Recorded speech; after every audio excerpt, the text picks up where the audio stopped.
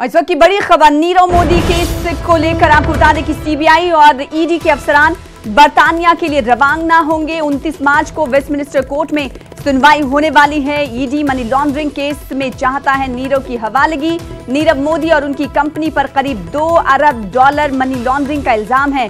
नीरव मोदी के वकील दूसरी बार दाखिल करेंगे जमानत की अर्जी। इस वक्त बड़ी खबर आपको बता दें कि नीरव मोदी के इस ताल्लुक से सीबीआई और ईडी के अफसरान बर्तानिया के लिए रवाना होने वाले हैं।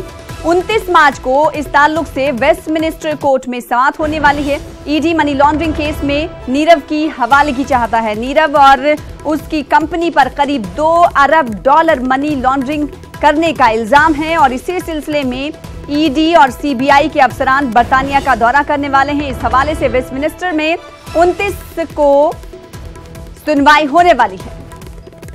शंकर इस हवाले से मजीद अपडेट के साथ दिल्ली से हमारे नुमाइंदे जुड़ चुके हैं। शंकर, लगातार नीरव के खिलाफ कोशिशें जारी रही। अब सीबीआई और ईडी के अफसरान बर्तानिया का दौरा करने वाले हैं। कब तक ये अफसरान बर्तानिया के लिए निकल जाएंगे, रवाना हो जाएंगे?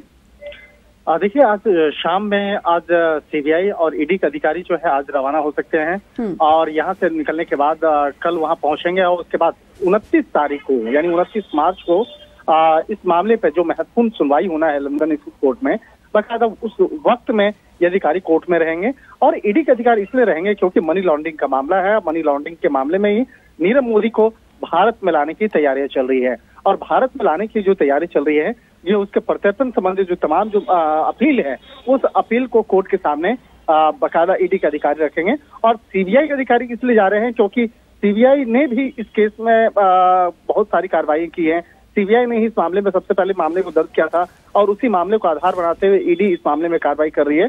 तो लिहाजा इसीलिए दोनों एजेंसी के अधिकारी कोर्ट के अंदर मौजूद रहेंगे।